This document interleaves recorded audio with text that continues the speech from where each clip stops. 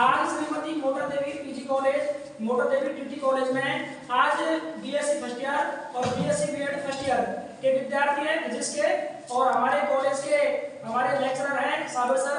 वो विद्यार्थियों को ए से जेड तक जो प्रैक्टिकल के बारे में सारी जानकारी देंगे। राजस्थान विश्वविद्यालय पढ़ने वाले विद्यार्थी रेगुलर नॉन कॉलेज सब विद्यार्थियों के लिए है। सब विद्यार्थी देखें, समझे, अच्छे से अपने क्लास साथियों को शेयर करें, और हमारा उद्देश्य यही कि हर बच्चों को शिक्षा मिले, आप आगे बढ़े और जानकारी लेते रहे। तो सारी विधि आपके बारे में आपको साबिर सर बताएंगे। तो आज का जो अपना एक्सपेरिमेंट है वो एक्सपेरिमेंट सेकंड नंबर है। एक्सपेरिमेंट फर्स्ट अपन ने पहले कर लिया था। कौन सा नंबर था एक्सपेरिमेंट नंबर फर्स्ट? अब कर रहे हैं अपन मैक्सवेल सुई, और मैक्सवेल सुई के द्वारा क्या करते हैं? मॉडुलस ऑफ रिजिडिटी निकालते हैं। क्या बोलते हैं? वायर का मॉडुलस ऑफ रिजिडिटी निकालते हैं, अपरूपण गुणांक। उसको रिप्रेजेंट किससे करते हैं? ठीक है। हाँ, तो मैक्सवेल जो तार वायर का मॉडुलस ऑफ रिजिडिटी निकाला जाता है वो किससे निकालता है? मैक्सवेल सुई के द्वारा निकालता है। मैक्सवेल सुई का जो इंस्ट्रूमेंट होता है वो इस तरह से होता है, ये देखो इस तरह से। ये क्या है? मैक्सवेल सुई है। ये खोखली होती है, होलो होता है बिल्कुल भी इस तरह से। ये मैक्सवेल रिडल है, ठीक है। ऐसे सुई होता है, ये मैक्सवेल रिडल है। और इसके अंदर ये दो सॉलिड सिलेंडर लगाए जाते हैं और दो होलो सिलेंडर लगाए जाते हैं। इसमें दो केस बनते हैं। एक तो इस तरह से बनता है कि सॉलिड सिलेंडर किनारों पर रखे जाते हैं इसमें मैक्सवेल सुई में, और एक बार सॉलिड सिलेंडरों को कहाँ रखा जाता है? मैक्सवेल सुई के अंदर की तरफ रखा जाता है, ठीक है। तो इस प्रैक्टिकल को करते कैसे हैं ये देखते हैं। तो सबसे पहले देखो इसमें अपन को जरूरत क्या क्या पड़ने वाली है। एक तो इसमें चाहिए स्टॉप वॉच, एक चाहिए वायर और मैक्सवेल सुई, और ये 4 सिलेंडर, और एक इसमें चाहिए होता है स्क्रू गेज। ये क्या करता है? जो अपना वायर होता है उसका क्या निकालता है? रेडियस माप करता है। देखो ये इसमें ये फिक्स ग्राम के होते हैं, इस तरह से इनका वेट माप लिया जाता है। और ये मैक्सवेल सुई है, इसका भी अपन क्या कर लेते हैं? पैमाने की सहायता से पूरा माप होती है। इसमें लिखा बना हुआ है, देखो पैमाना बना हुआ है किस पर? मैक्सवेल सुई पर पैमाना बना हुआ है, और इनका फिक्स रेट होगा वो अपन को पता चल जाएगा। और देखो इधर ये अपना इसको अपन जोड़ते हैं। सबसे पहले इसको कनेक्ट करते हैं, जैसे ये बिल्कुल ब्लड आधार होता है, और इसमें ये देखो वायर है इस तरह से, ठीक है। और इसको कनेक्ट करते हैं इससे। हाँ, इधर आ जाओ। तो इसको वायर से कनेक्ट करके बिल्कुल वायर बिल्कुल सीधा होना चाहिए। इसमें किसी भी प्रकार का एटम वगैरह नहीं होनी चाहिए, बिल्कुल एकदम बिल्कुल स्ट्रेट सीधा होना चाहिए वायर, ठीक है। और इसको देखो ऐड कर दिया गया इस तरह से।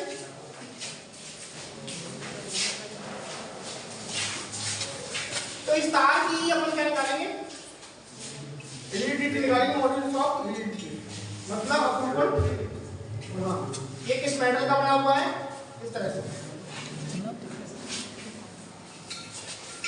तो इस तरह से इस तार को अंदर फंसा करके और यहाँ से क्या कर दिया जाता है? स्क्रू की सहायता से टाइट कर दिया जाता है, और जिससे क्या होता है? बिल्कुल टाइट हो जाता है।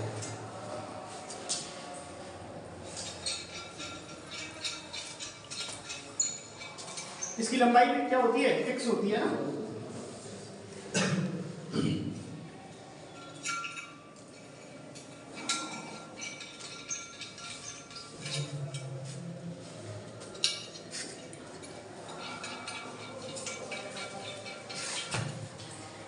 देखो बिल्कुल क्या हो गया? फिक्स हो गया बिल्कुल, है ना। हाँ, इस तरह से।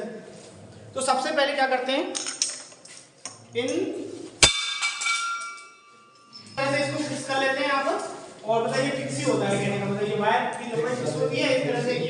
ये भी क्या होता है? ये पैमाना फिक्स होता है। और फिर क्या करते हैं? इसकी दो केस बनाए जाते हैं। तो सबसे पहले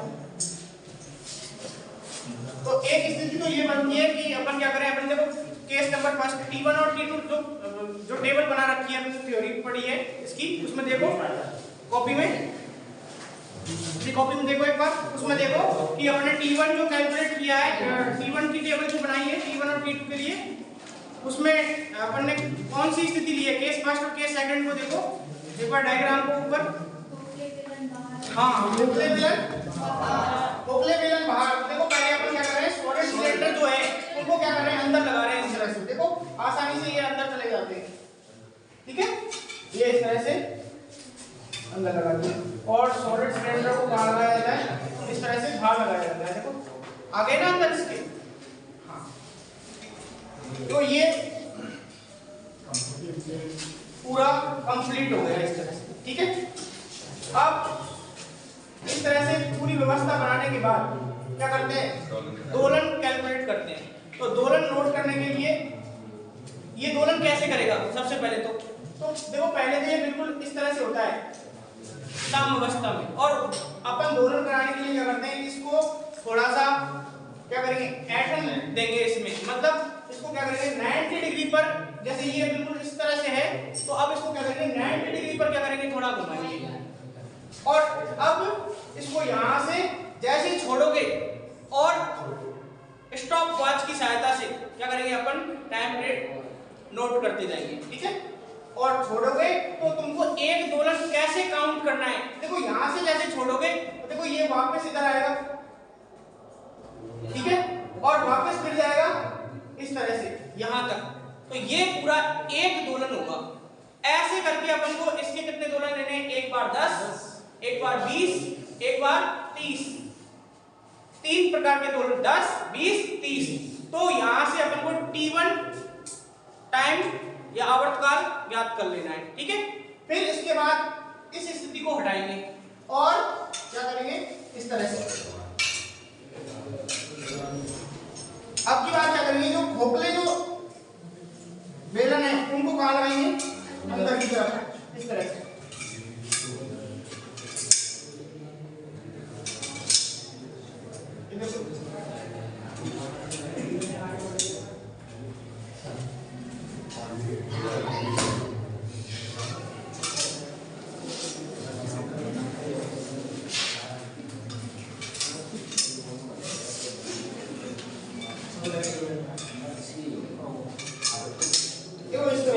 ये पहले की तरह बिल्कुल फिक्स हो गए। अब की बार ये ध्यान रखना है कि अब की बार जो होलो सिलेंडर है खाली वो कहाँ रखे हुए हैं, अंदर की तरफ, ठीक है, और सॉलिड सिलेंडर बाहर।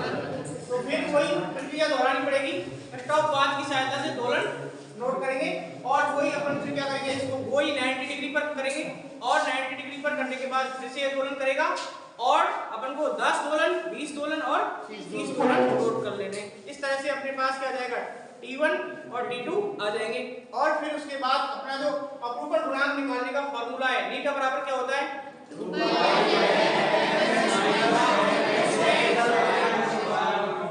उसमें अपन मान पुट कर देंगे और फिर अपने पास क्या जाएगा, इस वायर का क्या आ जाएगा, मॉडुलस ऑफ रिजिडिटी, इसकी अपरूपण गुणांकता आ जाएगी, किसकी, वायर, ठीक है। इस तरह से ये पूरा प्रैक्टिकल करने की पूरी विधि है, इस तरह से इसका मेथड है, ठीक है, ओके। अपन को इस सब के जो मॉडुलस ऑफ रिजिडिटी निकालने का, अपरूपण गुणांक निकालने का जो फॉर्मूला होता है उसके बारे में बताएगी। हां बता नीरज। थीटा बराबर 2πf ms minus mh capital L square upon r की पावर 4 T1 minus। अच्छा, तो इसमें जो पूरे अपने एलिमेंट्स हैं उनका डिस्क्रिप्शन दे सकती है, mh क्या होता है, ms क्या होता है, कैपिटल L, स्मॉल l और T1 और T2 क्या होते हैं उनको बता सकती है। यहाँ पर नीला जो होता है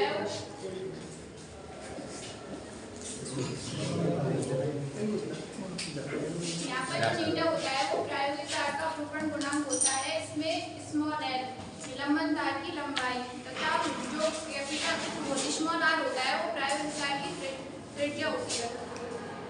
यहाँ ms मतलब जो सॉलिड सिलेंडर होता है उसका द्रव्यमान तथा mh जो होलो सिलेंडर होता है उसका द्रव्यमान। चलो तो ठोस बेलन अपन इस मैक्सवेल स्प्रिंग के किनारों पर लगाते हैं और एक बोला अपन जब प्रैक्टिकल कर रहे थे तो इसमें दिखाया था कि जब अपन किनारों पर क्या लगाते हैं, सॉलिड सिलेंडर को लगाते हैं। दो स्थितियां देखी थी अपन ने, एक तो किनारों पर सॉलिड सिलेंडर, एक बार किनारों पर कौन से लगाए थे, होलो सिलेंडर लगाए थे। अपन ने जो टाइम पीरियड नोट किया था 10 दोलनों के लिए देखा था, तो उसमें सबसे ज्यादा टाइम पीरियड किसके लिए आया था? जब ठोस सिलेंडर अंदर की ओर हो। कब हो? जब ठोस सिलेंडर अंदर की ओर हो। जब ठोस सिलेंडर अंदर की ओर हो। सही बता रहा है? देखो अपनी कॉपी में सही बता रहा है, गलत बता रहा है? सर टाइमिंग सही है सर। सही है सर। ये सही है। गलत बता रहा है। अरे उसमें जो अपने ठोस सिलेंडर है वो कहाँ होंगे? किनारों पर होंगे ना, जब टाइम ज्यादा लगेगा दोलन करने में। और ठोस सिलेंडर कहाँ होंगे? अंदर जो खाली सिलेंडर जो है वो कहाँ होंगे? किनारों पर होंगे, तब क्या लगेगा? कम टाइम लगेगा दोलन करने में। ठीक है? तो बस हमारी